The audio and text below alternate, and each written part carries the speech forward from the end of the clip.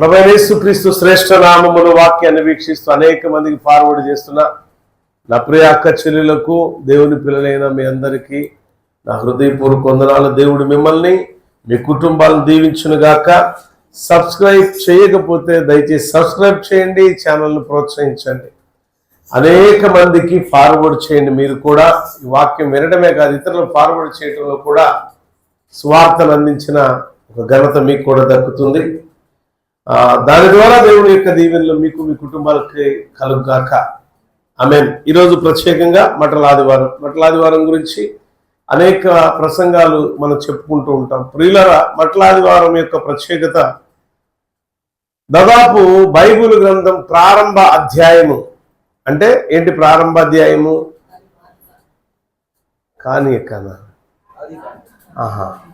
ఆది కాండం. Okay, right, good.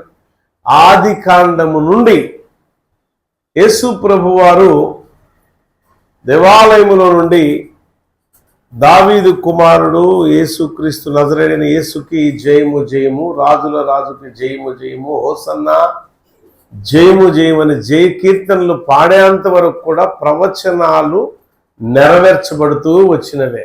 ఆయన కావాలని ఒక గాడిద పిల్లని తీసుకొచ్చి కూర్చున్నది కాదది. దైవికమైన ప్రణాళిక నెరవేర్పు యేసుక్రీస్తు వారు తండ్రి అయిన దేవుడు ఏదైతే తనకు అప్పగించాడో అది చేసుకుంటూ వచ్చిందే. అది కూడా చాలా మంది గాడిద పిల్ల మీద ఊరేగారు. గాడిద పిల్ల మీద ఊరేగుతూ వచ్చినప్పుడు చాలా మంది ఖర్జూర మట్టలు పరిచారు. ఆ ఖర్జూర మట్టలు అంటే ఇప్పుడు మనం తీసుకొచ్చాం కదా, ఈత మట్టలు లాగానే ఉంటాయి. వాటికి అలంకరించుకొని తీసుకొని వచ్చి దారి పొడవుతా చాలా మంది దుప్పట్లు పరుచుకుంటూ వెళ్ళారు. ఒక ఘన స్వాగతం పలికారు. ప్రజలకు అర్థం కాకపోవచ్చేమో, కానీ దేవాది దేవుడు తండ్రి అయిన దేవుని కుమారుడైన క్రీస్తు ప్రభు వారికి తెలుసు ఏంటి ఆ ఘన స్వాగతం ఏంటి. ఎందుకు అనంటే బలి అర్పణ, సర్వలోక పాప పరిహారార్థమే తన రక్తాన్ని చిందించటానికి, మలినము లేనిది, కలంకము లేనిది, నిష్కలంకమైనది, అమూల్యమైన ఆయన రక్తాన్ని లోక పాప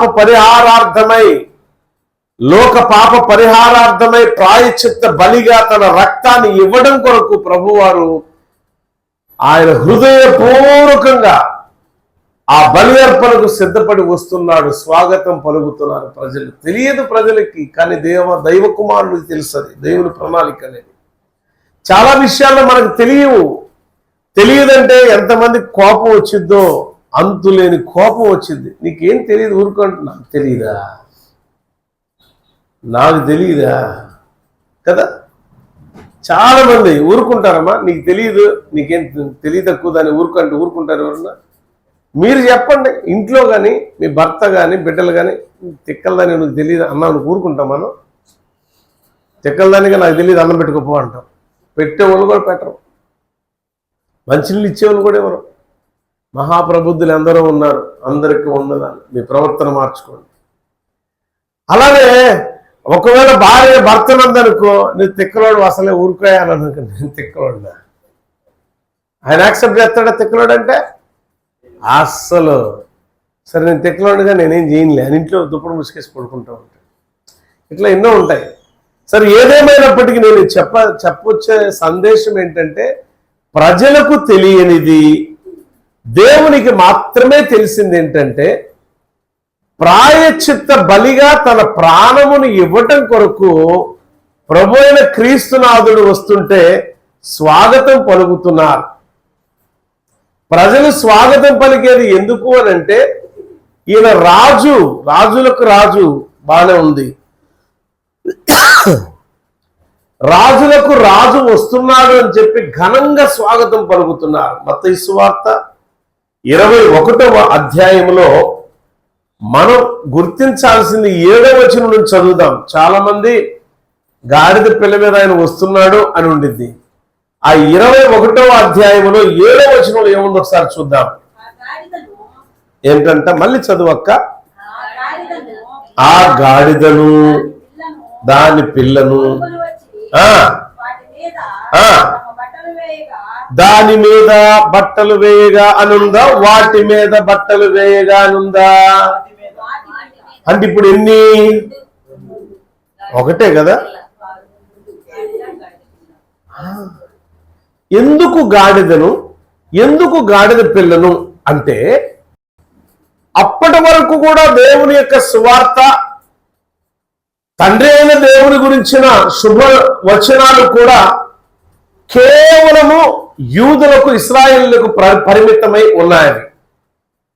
దైవవాక్కు సందేశం అనేది, యెహోవా దేవుని గురించిన సందేశం అనేది దేవుడు వారికి మాత్రమే దేవుడు అనుకున్న ప్రజలను ఒక నూతనమైన సూచన, ఒక నూతనమైన నిబంధన రక్తముతో ప్రజలందరూ సమానమే అని ప్రకటించబడేందుకు గాడిదయు గాడిద పిల్లయు అనగా రెండు, అన్యులను ధన్యులను ఏకమై ఉన్నారు అనడానికి సూచన ప్రాయముగా, అంటే రక్షణ అనేది ధన్యులకు అనగా యూదులకు రక్షణే, ఇశ్రాయేలుకు రక్షణే, అన్య జనులకు రక్షణే.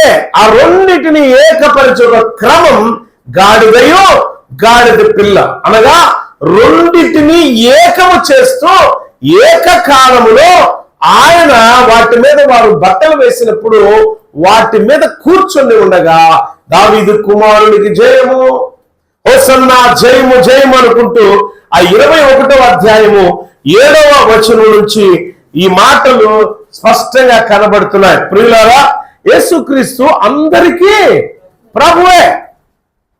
నల్లోడికి ప్రభువు కాదు, తెల్లోడికి ప్రభువు కాదు అంటానికి వీళ్ళే. లేదా నల్లోడ దేవుడు, తెల్లోడ దేవుడు, అమెరికా దేవుడు, యూరప్ దేవుడు, లేదా ఇశ్రాయేలుకు మాత్రమే దేవుడు కాదు. ఇప్పుడు ఈ మట్లాదివారం యొక్క సూచన ఏంటంటే,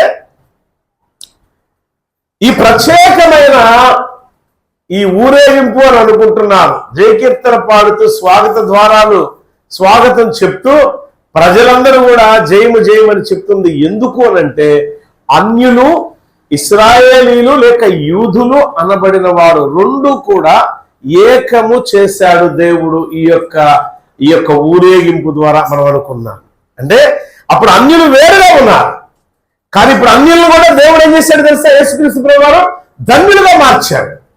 మట్టలాదివారం యొక్క ప్రత్యేకత ఏంటంటే అన్యులను కూడా ధన్యులుగా మార్చే ఒక శుభ సూచకమైనటువంటి మార్గాన్ని దేవుడు వేశాడు. గుడ్ పాత్, మార్గాన్ని, మంచి మార్గాన్ని వేశాడు, మంచి దారిని వేశాడు. అప్పటి వరకు కూడా అన్ని జనులను దేవుడు పట్టించుకునేవాడు కాదు, కానీ అన్ని జనులు కూడా నా జనులే అని చెప్పిన శుభ సూచకమైన మార్గం మట్టలాదివారం. ఈ మట్టలాదివారం ప్రత్యేకత చెప్పుకోదగినది మాట ఏంటంటే యేసుక్రీస్తు అందరికీ ప్రభు.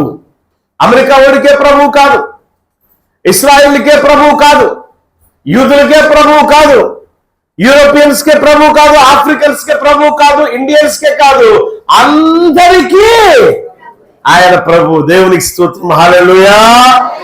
అంటే మట్టలాదివారం యొక్క ప్రత్యేకత ఏంటంటే, ఈ నూతన నిబంధన తీసుకొచ్చిన ప్రత్యేకత ఏంటంటే అన్యులను కూడా ధన్యులుగా మార్చిన ప్రక్రియ.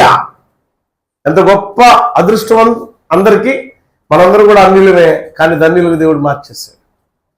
ఒకప్పుడు క్రీస్తు యేసుని ఎరుగని వారం, ఈ రోజు క్రీస్తు యేసు మన కొరకు రక్తాన్ని చిందించడానికి ఆ మట్టలాదివారం రోజు 21వ అధ్యాయం మత్తయి సువార్త 7వ వచనం నుంచి మనం 9 వరకు చదువుదాం. చూడండి ఏం రాయబడి ఉన్నదో.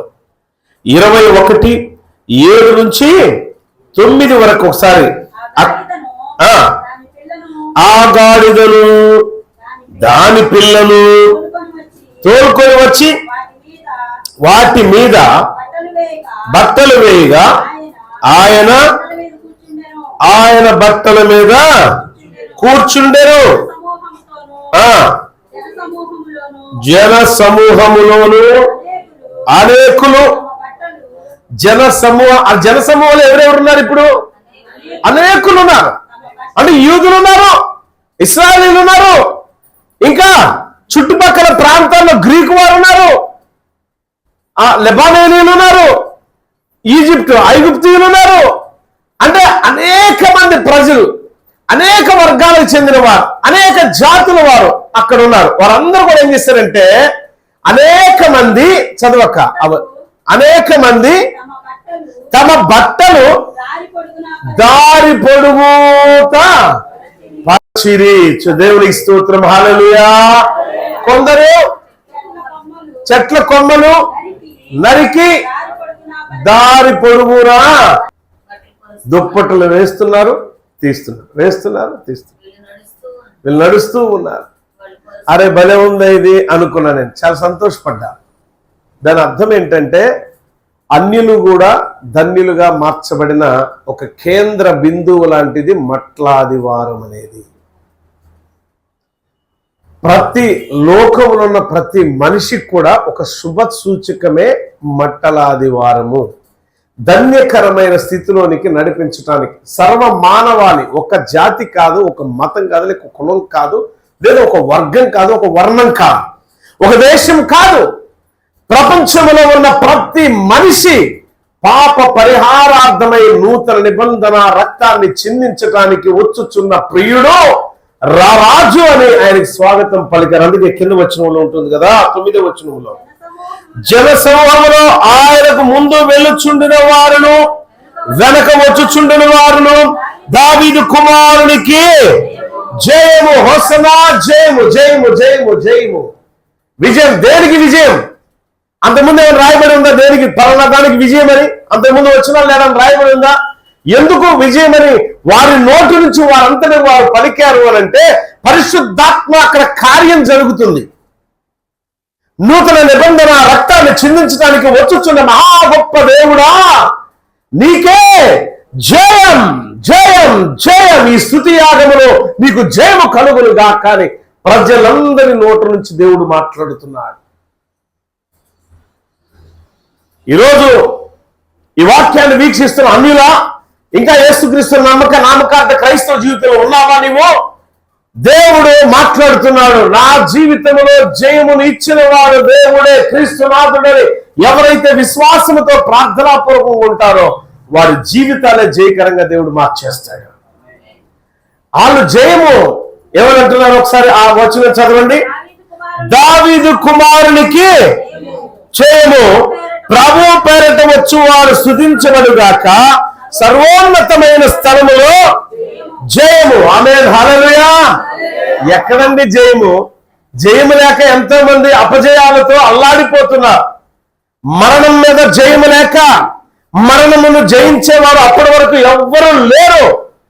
మరణపు ముళ్ళును విరిచి పెట్టడానికి దేవుడే వస్తూ ఉండగా వారి నేత్రాలు ఆ సమయంలో నా మట్టుకు నేను అనుకుంటున్నా ఆ యెరూషలేము పురవీధుల్లో ఉన్న ప్రతి జనాంగం యొక్క నేత్రం తెరవబడింది.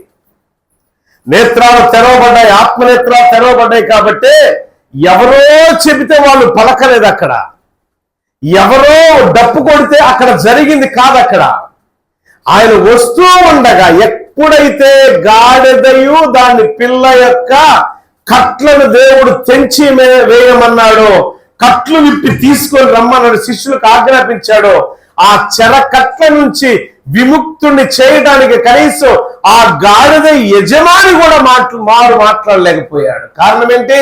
పరిశుద్ధాత్మ కార్యం ప్రారంభమైంది అక్కడ. నీ జీవితంలో, నా జీవితంలో చెరకట్లు విడుదల పొందుకోవడానికి పరిశుద్ధాత్మ కార్యాలు ఎలా అవుతాయి అంటే ఒక కార్యము జరిగేటప్పుడు ఎదుటి వారు కనీసం నోరు తెరిచి కూడా మాట్లాడలేరు. వారు నోరులు మూయబడతాయి. దేవుడే ప్రేరేపించినట్టు తెలియకుండానే వారు కార్యాలు చేస్తూ ఉంటారు. అందుకే నా ప్రతి ఎపిసోడ్ లో కూడా నేను ఒకటే విశ్వసిస్తాను. ఎప్పుడు కూడా ఏమనంటానంటే, నా ఎపిసోడ్ లో ఎప్పుడు కూడా ఫోన్ పే, గూగుల్ పే, నా అకౌంట్ నంబర్ అడుక్కోలేవుడు కూడా.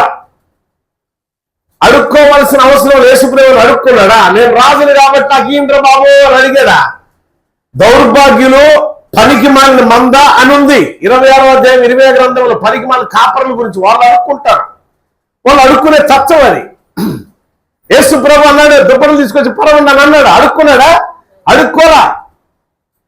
అరే ప్రజల్లో నాకు జయం, నాకు డప్పు కొట్టం నేను అడగడా? అడగలా. కార్యం జరుగుతుంది. పరిశుద్ధాత్మ దేవుడు ప్రేరేపించబడినప్పుడు ఆపేవాడు ఎవ్వడూ లేడు ప్రియులారా. పరిశుద్ధాత్మకు అడ్డుగా ఎప్పుడు వెళ్ళకూడదు. పరిశుద్ధాత్మను అడ్డగించిన వాడు భ్రష్టుడైపోతాడు. ఇక్కడ ఏం జరుగుతుందంటే ఒకరి పట్ల లేదా ఇద్దరి పట్ల లేదా ఆ శిష్యుల పట్ల జరగట్లేదు ఇక్కడ కార్యం. యెరూషలేములో ఉన్న ప్రతి జనాంగంలో నుంచి ఒక ప్రేరణ దేవుడు కలుగు చేశాడు. ఎన్నో వాక్యాలు మనం వింటాము. ఆ జయ కీర్తన పాడటానికి నోరును బిగదీసుకుంటాం మనం. నీకొచ్చు, నీకు నీ మీద అనుమానం ఏంటి తెలుసా, నా స్వరం సరిగ్గా బాగోదేమో అనుమానంతోనే సగం జీవితం అయిపోయింది. ఇప్పటికి ప్రార్థన చేస్తే బాగోదు, సరిగ్గా నేను చేయలేదేమో. క్లాస్గా ప్రార్థన చేయమని బైబిల్లో ఈ రకమైన ప్రార్థన ఆ ఉండదు. ఒకటే ప్రార్థన, దీనుల ప్రార్థన, దీనత్వంతో ప్రార్థన. ఆయన దీన మనస్కుడై, యేసు ప్రభు వారు దీన మనస్సుతో, లోబడే మనస్సుతో, విధేయత కలిగిన మనస్సుతో ఆ యొక్క గాడిద పిల్ల మీద వేయబడిన వస్త్రాల మీద కూర్చొని ఆయన వస్తూ ఉన్నాడు. చెప్పారు కదా, గాడిదయు అంటే సీనియర్, గాడిద పిల్లయు అంటే జూనియర్. ఇప్పుడు జూనియర్ ఎవరు? నాకు తెలియదని ఎంత చక్కగా చెబుతున్నారు బాబా. జూనియర్ ఎవరు? అన్యజనులు, ప్రభువుని గ్రహించలేనివా, ప్రభువు నామమును స్వీకరించలేనివా. ఇప్పుడు ఈ దేవుడు అక్కడ ఏం చేశాడంటే సీనియర్ని యాక్సెప్ట్ చేశాడు, జూనియర్ని యాక్సెప్ట్ చేశాడు, అంటే అంగీకరించాడు. ఈ రెండింటిని అంగీకరించాడంటే అన్యుల్ని దేవుడు అంగీకరించాడు, దేవుని ఎరుగని ప్రజల్ని దేవుడు అంగీకరించాడు, దేవుని ఎరిగిన ప్రజలను కూడా దేవుడు అందుకే శుభ ఆదివారము అని కూడా చెప్పొచ్చు, సంతోషకరమైన ఆదివారం అని కూడా చెప్పొచ్చు. మట్లాదివారం అంటే ఏంటి తెలుసా? స్వాగతం పలికినది, అంటే శుభకరమైన ఆదివారం ఇది, దీవెనకరమైన ఆదివారం ఇది, విడుదలిచ్చే ఆదివారం ఇది, చెరకట్లను తెంచే ఆదివారం ఇది. ఇలాంటి ఆదివారాన్ని మనం ఏం చేస్తాం తెలుసా? ఇంట్లో చుట్టాలు వచ్చారండి, ఏమొచ్చారట? ఆ చుట్టాలను తేవడం నీ వల్ల కాదు, నీ బతుకులో. ఎందుకో తెలుసా? ఇంట్లోకి ఏం తీసుకొచ్చారు? చుట్టాలు వచ్చారని అది తీసుకొచ్చారు, ఇది తీసుకొచ్చారు, అది తాలింపేసరికి ఇది ఇచ్చాడు, ఇది కూడా తాలింపేసరికి ఈ టైం. వాక్యాన్ని పోగొట్టుకున్న భ్రష్టురాలవి, భ్రష్టుడు. వాక్యములో ఏముంది? జీవం ఉన్నది. వాక్యములో ఏముంది? ఆరోగ్యం ఉంది. వాక్యములో ఏముంది? సమాధానం ఉంటుంది. సమాధానకరమైన శుభవార్తను నువ్వు దూరం చేసుకున్నావంటే నువ్వు తెలివైన దానివేనా? చెప్పండి అక్కాయి. మరి ఎందుకు ఆదివారం అనగానే ఆ ఆబ్సెంట్లు ఎందుకు తెగవుతున్నారు? మరి మన భ్రష్టత్వానికి ఎవరో అడ్డు రాట్లా. నువ్వు ప్రార్థన చేస్తుంటే వాళ్ళు వీళ్ళు కుళ్ళుకోట్లా. కుళ్ళుకునేది ఎవరంటే నువ్వే, నువ్వే చూసి కుళ్ళుకుంటున్నావు. హృదయాన్ని తెరవండి, దేవునికి ప్రాధాన్యతను ఇవ్వండి. దేవుడు దిగి వస్తాడు నువ్వు ప్రార్థన చేస్తే. ఆ విషయం నీకు తెలియట్లే. నీ ప్రార్థనకి దేవుడే దిగి రాగలడు. బట్ అలాంటి బలమైన విశ్వాసం నీకుందా? ఈరోజు నీ ప్రార్థన దేవుడు వింటాడు అనడానికి ఒక కేంద్ర బిందువు ఏంటంటే ఈ మట్టల ఆదివారమే. ఈ ఆదివారం ప్రత్యేకత ఏంటంటే నీ జీవితాన్ని మార్చిన దినం. అందుకే దీన్ని ధ్యానం చేయాలి మనం. మట్టల ఆదివారం ప్రత్యేకత ఏంటంటే సర్వ మానవ కోటికి ఒక విమోచన దినానికి శుభ గడియ, ప్రారంభపు అడుగు. గొప్ప అడుగు అంటే ప్రారంభపు అడుగు. దేనికి ప్రారంభపు అడుగు? పాప విమోచనానికి. ఏ వ్యసనాలకైతే మనం బంధించబడి ఉన్నామో ఆ వ్యసన కట్లను తెంచిన దినమిది.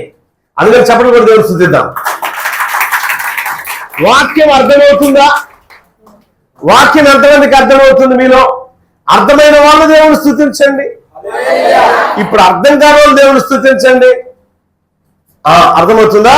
ఇప్పుడు సీనియర్ ఎవరు? ఎస్, దేవుణ్ణి ఎరిగిన వారు. జూనియర్ ఎవరు? వీళ్ళిద్దరు దేవుడు ఏకం చేశాడా? లేదా ఒక గాడిదను ముందు పెట్టి ఇంకొక గాడిద వెనక పెట్టి కూర్చున్నాడు ఆయన? అంటే జోడెడ్ల బండి ఉండేది కదా, తెలుసా? జోడెడ్ల బండి అంటే తెలుసా మీకు? తెలియని వాళ్ళు ఎవరు అమాయకులు ఉండి చేతులు పైకెత్తండి. మీలో కూడా చూస్తాను నేను మిమ్మల్ని. ఎవరు ఇక్కడ ఎత్తపోయారే? జోడి ఎడ్ల బండి తెలుసా మీకు? ఎడ్ల బండి రెండు ఇలా సమానంగా, ఇదిగో నేను చెప్తున్నా, ఇట్లా బ్యాలెన్స్డ్ గా ఉండిద్దా లేకపోతే ఒకటి ముందుకి ఒకటి వెనక్కి ఎట్లుండిద్దా? కరెక్ట్గా ఉండేది కదా. అంటే మొదటి ఎద్దు అంటే కుడి పక్కనున్న ఎద్దు ఎలాంటి అడుగు వేస్తుందో ఎడం పక్కనున్న ఎద్దు కూడా అదే అడుగు, అది అప్పుడు బండి కరెక్ట్ గా వెళుతుంది. అంటే దీని అర్థం ఏంటి తెలుసా? ఈక్వాలిటీ చేశాడు దేవుడు, అన్యులను కూడా ధన్యులుగా మార్చి అందరినీ ఏకం చేశాడు. ఎవ్వరు ప్రార్థన చేసిన దేవుడు వింటాడు. ఇప్పటి వరకు కూడా నీ ప్రార్థన దేవుడు వినలేదని నువ్వు అనుకుంటున్నావే, ఇప్పుడు ఈరోజు ఈ యొక్క ప్రసంగం అయ్యాక ఒక్కసారి ప్రార్థన చేయి మనస్ఫూర్తిగా. నీ హృదయంలో ఉన్న ప్రతి చెడుని తీసి, ప్రతి పాపాన్ని క్రీస్తు రక్తంలో కడుక్కొని, ప్రమాణాలు క్షమించు, ప్రమాణాలు మన్నించు. నాకు విజయం జయము లేక నా జీవితంలో ఎన్ని ప్రయత్నాలు చేశా, ఒక్క ప్రయత్నంలో విజయాన్ని నేను రుచి చూడాల. నీ రక్తము ప్రోక్షించి నన్ను శుద్ధీకరించి నేను చేసే ప్రయత్నాన్ని జయకరంగా జరిపించు ప్రభా. నేను చేసే ప్రయత్నంలో గొప్ప విజయాన్ని నాకు దయచే ప్రభా. ప్రార్థన చేయి, దేవుడు ఖచ్చితంగా విజయాన్ని ఇస్తాడు. చాలా మంది ఎందుకు అపజయం పాలవుతున్నారంటే, ఈ జోడెడ్లు అన్నాను చూసారా, ఈ జోడెడ్లు ఒకటి ముందుకి ఒకటి వెనక్కుంటున్నాయి జీవితంలో. ఆ జోడెడ్లు ఎవరండి? భార్య. ఎవరు? అందరు భార్య భర్తలని. సూపర్. భార్య భర్త. నువ్వు వస్తున్నావు కానీ నీ భర్తను ఎందుకు తీసుకురాలేకపోతున్నావు అంటే, నీ ఎద్దులు సరిగ్గా లేవు, ఈ బండి సరిగ్గా వంకర తింకరగా ఉంది. బండి సరిగ్గా సాగిద్దామా? వంకర తింకరగా ఉంటే చెప్పండి, మీరే చెప్పండి. బండి సవ్యంగా పోవాలంటే సమానంగా పరిగెత్తాలి కదా, అవునా? ఇక్కడ సీనియర్ గాడిద జూనియర్ సమానంగా వెళ్తున్నాయి, అందుకే దేవునికి మహిమకరంగా ఉన్నాయి. దేవుని స్తోత్రాలు, హల్లెలూయా. ఆ గాడిద ఎంత ధన్యురాలో, ఎంత ధన్యత సంపాదించుకున్నదో. లోకరక్షకుణ్ణి మోసుకొని వెళుతున్నది, లోకరక్షకుణ్ణి ఘనంగా స్వాగతం పలిగేటట్టు చేసింది. గాడిద యొక్క స్వభావం ఏంటంటే, గాడిద ఎప్పుడు తలెత్తి ఉండదు, మేకపిల్లలాగా. గాడిద భారమైంది ఏదన్నా దాని మీద వేస్తే తలంచుకొని తన పని తాను చేసుకున్నట్టు వెళ్ళిపో. నువ్వెంత భారమైనా, అయ్యా నాకు నొప్పయ్యా అని అనదు. మన దేశంలో ఉన్న గాడిదలు వేరు, యెరూషలేము ప్రాంతంలో ఉన్న గాడిదలు వేరు. ఆఫ్రికాలో ప్రాంతంలో ఉన్నటువంటి గొర్రెలు మేకలు వేరు, మన ప్రాంతంలో ఉన్న గొర్రెలు మేకలు వేరు. దేశాన్ని బట్టి కొన్ని ఎలా ఉంటాయంటే, రేసు గుర్రాల్లాగా ఉంటాయి గాడిదలు కూడా. అంటే ఇక్కడ చెరకట్ల చేత కట్టబడిన గాడిదయు దాని పిల్లయు కట్లు తెంచాడు దేవుడు. ఈ మట్టల ఆదివారం ఏ కట్ల చేత నువ్వు బంధించబడ్డావో, చాలా మంది ఆర్థికపరమైన కట్లు ఉంటాయి, చాలా మంది చెప్పలేని రోగాలు అనే కట్ల చేత బంధించబడి ఉంటారు. ఈ మట్టల ఆదివారం యొక్క ప్రత్యేకత ఏంటంటే, నీ కట్లు తెంచే ఆదివారం ఇది. దీనికి దూరం కాకండి. ఆదివారం అంటే నీ కట్లు తెంచే ఆదివారం, నీ బలహీనతలు పోగొట్టే ఆదివారం. బలమైన సాతాను క్రియలన్నీ కూడా తెంచివేసి బలవంతుడైన దేవాది దేవుడు నీతో కలిసి నడిచే ఆదివారం. ఈ ఆదివారం దయచేసి ఎప్పుడు దూరం చేసుకోకండి. దూరం చేసుకొని ఎన్నో రకాల శ్రమలు తెచ్చుకొని పెట్టుకోకండి. దేవుడు నిన్ను పరీక్షిస్తూ ఉంటాడు చెల్లి, అప్పుడప్పుడు జ్ఞాపకం చేసుకో తల్లి. ఏమని పరీక్షిస్తాడంటే, ఈరోజు నా సన్నిధికి రావడానికి నా కుమార్తె ఇష్టపడిద్దా, నా కుమారుడు ఇష్టపడతాడా లేదా అని పరీక్షిస్తూ ఉంటాడు. ఆ పరీక్ష కోసం పనికిమాలిన చుట్టాలు వద్దాన్ని నువ్వు చెప్తావు చూసావా? ఆ పనికిమాలిన ఎందుకనే పదం ఎందుకు వాడాను అంటే, వాళ్ళు నిన్ను ప్రార్థనకు వెళ్ళనీయకుండా చేస్తారు, నిన్ను స్తుతించకుండా ఉండేటట్టు చేస్తారు. అందుకే పనికిమాలినోళ్ళు అన్నా. పనికొచ్చే వాళ్ళు ఎలా ఉంటారంటే, అక్క లేదా చెల్లి నువ్వు ప్రార్థనకి వెళ్తున్నావు కదా తల్లి, నేను కూడా వస్తాను, ప్రార్థనకి వెళ్ళి వచ్చిన తర్వాత అన్ని చేసుకుందాం, మేము కూడా కలిసి చేస్తానే వాళ్ళు పనికొచ్చేవాళ్ళు. మరి నీకు ఎంతమంది పనికొచ్చే వాళ్ళు ఉన్నారు, ఎంతమంది పనికిరాని వాళ్ళు ఉన్నారు, నువ్వే ఆలోచన చేసుకో. దేవునికి స్తోత్రం, హల్లెలూయా. చెరకట్లను తెంచిన దేవుడు, ఆ గాడిదయు దాని పిల్లయు చెరకట్లను తెంచిన దేవుడు నీ చెరకట్లను తెంచివేయును గాక. ఏ బలహీనతల చేత మనం బంధించబడ్డామో, ఏ బలహీనతలని బంధకాలు మనల్ని ముందుకు అడుగు వేయనీయకుండా అపజయం అపజయం అపజయం అదే నిరంతరం అపజయం మనం కృంగదీస్తున్నదో, ఒక జయకరమైన ఆనవాళ్ళకు గుర్తేందంటే మట్టలాదివారము. జయకరమైన ఆదివారం, జయకరమైన శుభదినం, జయకరమైన ఆనందకరమైన ఒక దినం అనేది మనకు ఉంది అని అంటే మట్టలాది. ఎందుకు మట్టలాది వారం ఎందుకు స్మరించుకుంటారు క్రైస్తవులు అంటే, ఈ మట్టలాది వారం సర్వ మానవ జాతి విముక్తి కొరకు ప్రారంభపు అడుగు పెట్టిన దినం. చెప్పడం ఇదే మాట జకర్యా గ్రంథం 9వ అధ్యాయం 9వ వచనంలో కూడా రాయబడింది. ఒకసారి ప్రవచనాత్మకమైన సందేశం ఆదికాండం 49:10 వచనంలో కూడా రాయబడినది. ఆదికాండం 49:10, జకర్యా 9:9, ఆదికాండం ఒకటి తీయండి, జకర్యా 9:9 ఒకటి తీయండి. దాంట్లో రాయబడి ఉన్నది ఆదికాండం అంటే ప్రభు యేసుక్రీస్తు గురించి ఎప్పుడో ఎప్పుడో ఎప్పుడో ఎప్పుడో ప్రవచనాత్మకమైన సందేశం దేవుడు ప్రవచనాత్మకంగా ఆనాడు ఆదికాండము 49లో అప్పుడే చెప్పేశాడు. తర్వాత జకర్యా ప్రవక్త ద్వారా చెప్పాడు. అనేక మంది 9:9 చూడండి ఒకసారి. సియోను నివాసులారా ఏమా బహుగా. ఎందుకు ఈ ఆదివారం సంతోషపడాలి? సియోను నివాసులారా బహుగా సంతోషించుడి, యెరూషలేము నివాసులారా ఉల్లాసముగా ఉండుడి. నీ రాజు నీతిపరుడును అమ్మా రక్షణ కలవాడును దీనుడై గాడిదయు గాడిద పిల్లయు గాడిద పిల్ల ఎక్కి నీ యొద్దకు వచ్చుచున్నాడు. దేవునికి స్తోత్రం, హల్లెలూయా. చూడండి ఏమి రాయబడి ఉందండి. జకర్యా 9:9 మనం చదువుకున్నాం కదా. సియోను నివాసులారా ఉల్లసించుడి, సంతోషించుడి, ఉత్సాహం ధ్వని చేయుడి. యెరూషలేము నివాసులారా, ఎందుకనంటే నీ రాజు, నీకు రక్షణ ఇచ్చే రాజు, నీతిపరుడు నీతిమంతుడైన ఆ రాజు నీ యొద్దకు వస్తున్నాడు కాబట్టి ఆనందంతో కేకలవే. ఏ మరణం, మన పాపం వల్ల వచ్చే జీతం మరణం కదా. మరణ బంధకాల చేత బంధించబడిన ప్రతి వ్యక్తి కూడా ఈ మాట ప్రవచనాత్మకమైన సందేశం జకర్యా భక్తుల ద్వారా 9:9-10 వచనాల్లో రాయబడిన మాటలు ఇవి. సంతోషపడండి. ఆ రోజు యెరూషలేము వీధుల్లోకి అలా వస్తూ ఉండగా ప్రజలందరూ సంతోషగానం. ఏమనంటున్నారు? 21వ అధ్యాయములో మత్తయి సువార్తలో రాయబడిన మాట ఏమంటున్నారు? దావీదు కుమారునికి జయము జయము జయము, సర్వోన్నతమైన స్థలములో దేవునికి మహిమయు అని అనుగ్రహించబడిన సర్వోన్నతమైన మహిమలో దైవ కుమారునికి జయము జయము జయము. అంటే జయము వచ్చేటప్పుడు ఆనందపడతారా దుఃఖపడతారా? జయ కీర్తన మనం పాడేటప్పుడు ఆనందంతో ఉత్సాహంతో పాడతాం. ఎప్పుడు ఉత్సాహం వచ్చిందంటే మనకు విజయము కలిగినప్పుడు. పిల్లలు ఎగ్జామ్స్ రాస్తూ ఉన్నారు, మంచి ఉత్తీర్ణతని కొడుకు వచ్చిందనగా ఆ తల్లిదండ్రులు ఎంత పరవశించిపోతారో కదా. అవునే కదా. అరే వీళ్ళ పిల్లడు పాస్ అయ్యాడు రా, మన పిల్లడు ఏంటంటే అన్ని 0 మార్కులే, వాడు పెద్ద వేస్ట్ గాడురా.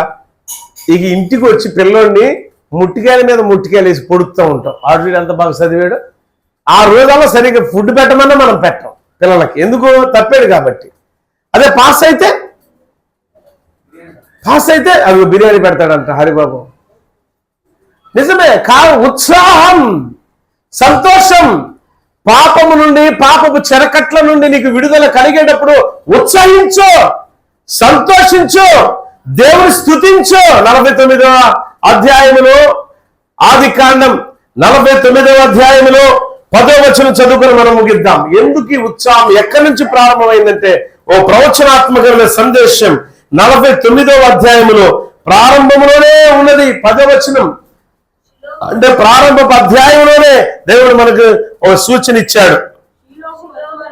షీలో వచ్చే వరకు యూదా యుద్ధ నుండి దండము తొలగదు, అతని కాళ్ళ మధ్య నుండి రాజదండము తొలగదు, ప్రజలు అతనికి విధేయులై ఉందురు. ద్రాక్షావల్లికి తన గాడిదను, ఉత్తమ ద్రాక్షావల్లికి తన గాడిద పిల్లను కట్టి, ద్రాక్షారసములో తన బట్టలను, ద్రాక్షల రక్తములతో వదకం ఉదుక్కుని అతని కన్నులు ద్రాక్షారసము చేత ఎర్రగాను అతని పళ్ళు పాల చేత తెల్లగాను. ఇలా యూదా గోత్రం గురించి రాయబడింది.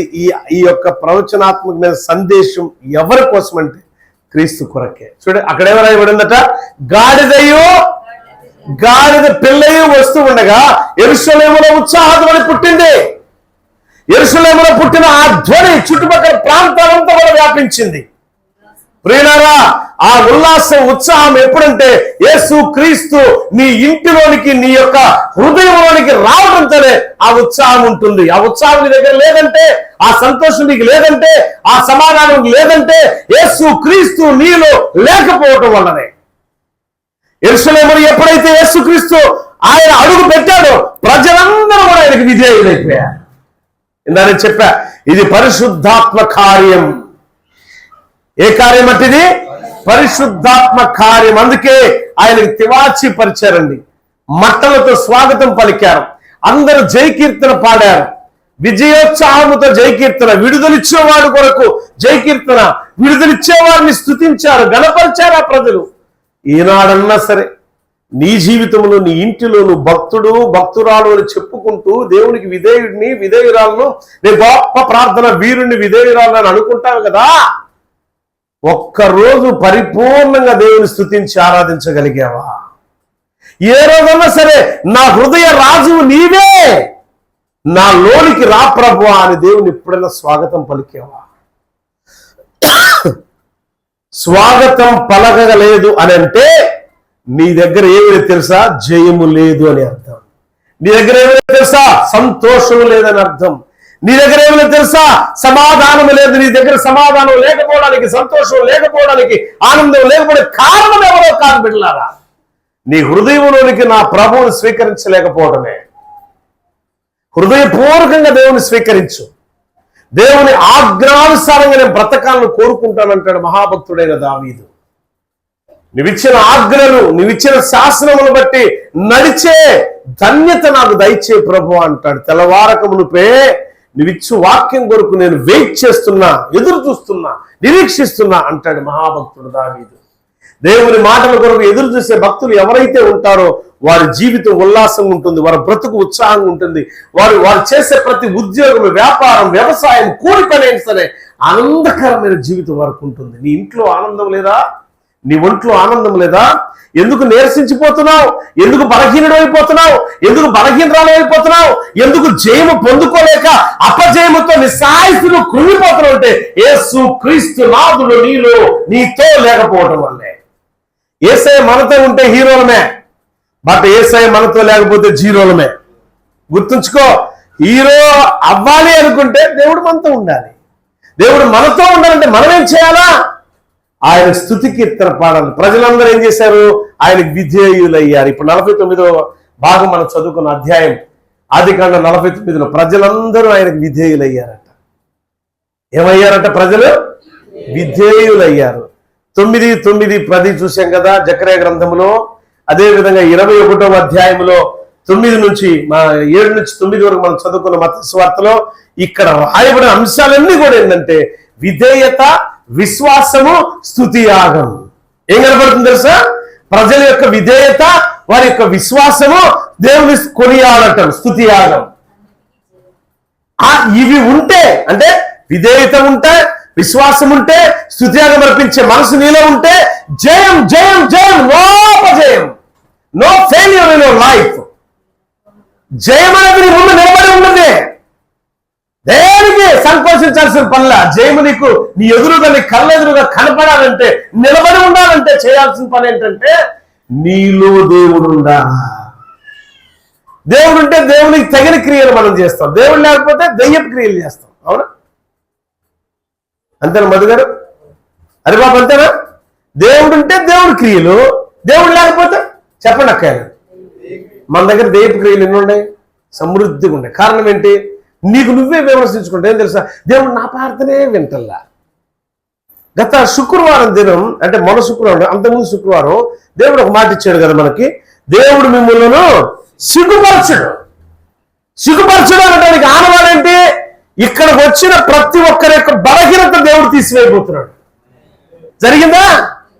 నోరుంటే పెద్దగా చెప్పండి, తలలో గొర్రెలా గోపద్దు. జరిగిందా? ఎంతమంది జరిగింది? దేవునికి స్తోత్రం, హల్లెలూయా. అంటే దేవుడు చేస్తాడని చెప్పడానికి, దేవుడు చేస్తాడని ఒక రుజువు, ఒక రూఢి. ఆ రోజు దేవుడు నేను అడిగిన, ప్రభు నువ్వు చెప్పే వీళ్ళు నమ్మరు కదా అన్న. నమ్మరు బిడ్డ అని చెప్పి. ఏంటంటే సూచన అన్నాడు. ఏంటా సూచన అంటే వీళ్ళందరం బాగు చేస్తారు చెప్పేసా అన్నాడు. చెప్పేశా. బాగు చేశాడా లేదా? ఈ మందిరంలో ఏ రోజైనా సరే దేవుడు చెప్పింది అక్షరం తప్పిపోయిందా? నేను చెప్పింది కాదు, నేను చెప్పింది అయితే ఫెయిల్యూర్. దేవుడు చెప్పింది తప్పిపోయిందా? మరి డబ్బులు ఏమన్నా ఇచ్చారా? డబ్బులకి చెప్పే ప్రవచనమా? No money. అడుక్కునేవాడు కాదు నా దేవుడు, ఆర్డర్ వేసేవాడు నా దేవుడు, అధికారం చేయవాడు నా దేవుడు, బెగ్గింగ్ చేసేవాడు కదా నా దేవుడు. అందుకే ప్రతి విషయం ఈ స్థలంలో ఏ కార్యం పూనుకోవాలన్నా ముందు విశ్వాసంతో నా ఇంటి నుంచే ప్రారంభిస్తాను. ఏదైనా సరే నాలో నుంచే ప్రారంభిస్తా. ఎందుకు అది ఆ తత్వం నాకు ఎప్పుడు నుంచి అలవాటైందంటే, నేను ఎప్పుడు విశ్వాస జీవితంలో ఉన్నానో నా ప్రారంభ దినాల్లో ఒక వాక్యం గట్టిగా పట్టుకుంది. నేను క్రీస్తుని పోలి నడిచాను, మీరు నన్ను పోలి. ఈయన పోలి నడవాలంటే అసలు ఈయన ఏం చేశాడు అని అనుకున్నా నేను పౌల్ని. ఆయన ఏం చేశాడో చెప్తా వినండి. ప్రతి పనికి కూడా, ప్రతి పరిచర్యలో కూడా, ప్రతి ప్రయాసలో కూడా తన కష్టార్జితాన్ని ఇష్టంగా దేవుని కోసం ఖర్చు పెట్టాడు. ఈ రోజు కూడా నేను కానీ, నా పిల్లలు కానీ, నా భార్య కానీ మా కష్టార్జితం ఇష్టంగా దేవుని కోసం వెచ్చిస్తాం. అందుకే మా కుటుంబాలు దీవించబడతాయి. అందుకే వెంటనే దేవుడు ఏదైనా ఒక ఫెయిల్యూర్ మా జీవితంలో మేము చూడుతున్నామంటే, ఈ ఫెయిల్యూర్ ఆగిపోవడం గాక అంటే ఆగిపోవాలంతే. దేవుడు లేని జీవితం భ్రష్టత్వమే. దేవుడితో సహవాసం లేని జీవితం వ్యర్థమే. దేవుడితో సహవాసించండి, దేవుని విలువను తెలుసుకోండి, జయమును పొందుకోండి. మీరు జయాన్ని పొందుకోండి. మట్టల ఆదివారం అంటే జయమిచ్చే ఆదివారం ఇది. ఇంకా మట్టల ఆదివారం ఒక స్తుతించడమే కాదు, గణపరచడమే కాదు. మట్టల ఆదివారం అంటే విడుదలిచ్చే ఆదివారమే కాదు, జయమిచ్చే ఆదివారం మనకి. ఆమేన్, హల్లెలూయా. మీ జీవితాల్లో ఎవరైతే, బాబు ఇది కెమెరా ఆబ్బాకు, మీ జీవితాల్లో ఎవరైతే నా జీవితంలో ఇప్పటి వరకు నేను ఒక విషయంలో అపజయాన్ని పొందుతున్నాను అనుకున్న వాళ్ళు ఉన్నారు, వాళ్ళు లేచి నిలబడండి. దేవుడు జయమైపోతున్నాడు. ప్రార్థన చేస్తా. ఎవరైతే నా జీవితానికి ఒక జయం కావాలి అని ఆశపడతారో వాళ్ళు ముందుకు రండి. వీడియో కెమెరా ఆన్ చేయనా, అలానే ఉంచు. ఎవరైతే నా జీవితంలో ఇప్పటి వరకు నేను అపజయాన్ని చూశానో, ఒక గొప్ప జయాన్ని నేను చూడాలనుకుంటున్నా, యేసు క్రీస్తు నామములో ప్రార్థన చేయుచుండగా నీ అపజయంతో కూడుకున్న నీ చెరకట్లన్నీ కూడా తెంచివేయబడి ఒక గొప్ప జయాన్ని దేవుడు నీకు దయచేయునుగాక. రండి ఒకసారి ప్రార్థన చేస్తా.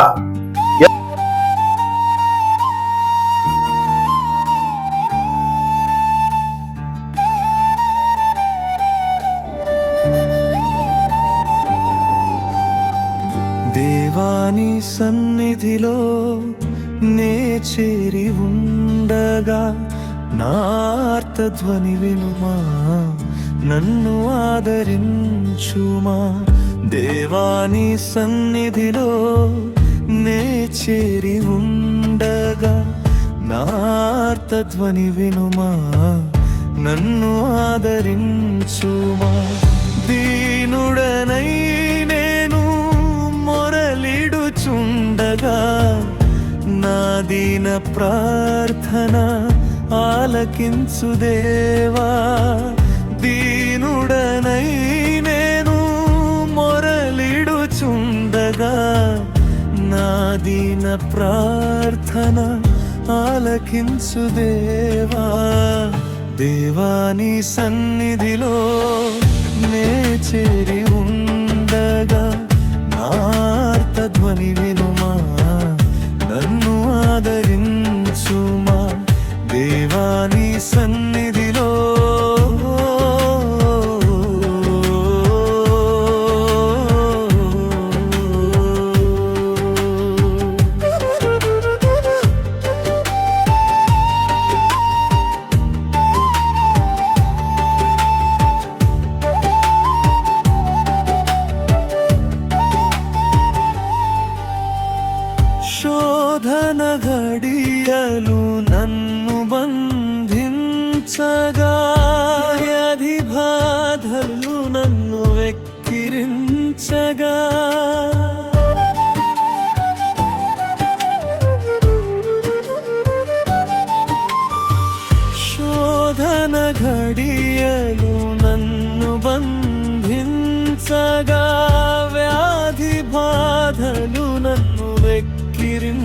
ఆదరించగా ఒంటరి వాడనై విలపించుచుండగా ఓదార్చువారే కానరాకుండే. ఒంటరి వాడనై విలపించుచుండగా ఓదార్చువారే కానరాకుండే. దేవాని సన్నిధిలో నే చేరి ఉండగా నా ఆర్తధ్వని వినుమా, నన్ను ఆదరించుమా.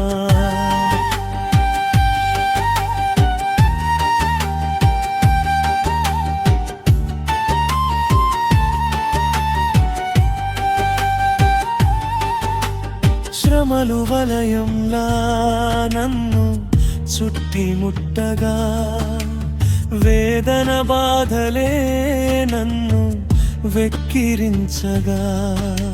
శ్రమలు వలయంలా నన్ను చుట్టిముట్టగా వేదన బాధలే నన్ను వెక్కిరించగా.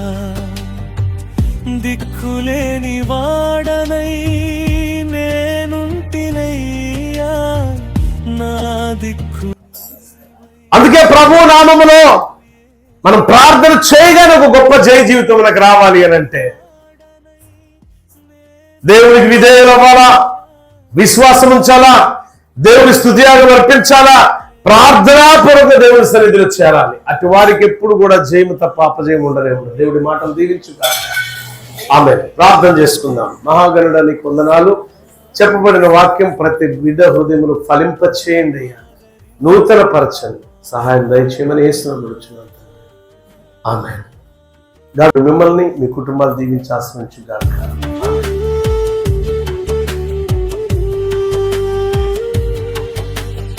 ఆర్థిక బాధలు నన్ను కృంగదీయగా ఆత్మీయులందరూ దూరమైపోయెను. ఆర్థిక బాధలు నన్ను కృంగదీయగా ఆత్మీయులందరూ దూరమైపోయెను. నా స్థితి గమనించి నన్ను ఆదరించి నీ కృపతో నన్ను కరుణించినావు. నా స్థితి గమనించి నన్ను ఆదరించి నీ కృపతో నన్ను కరుణించినావు. దేవాని సన్నిధిలో నే చేరి ఉండగా నా ఆర్తధ్వని వినుమా, నన్ను ఆదరించుమా. దేవాని సన్నిధిలో నే చేరితిని, నా ఆర్తధ్వని వినుమా, నన్ను ఆదరించుమా. దేవాని సన్నిధిలో నే చేరి ఉండగా నా ఆర్తధ్వని వినుమా, నన్ను ఆదరించుమా.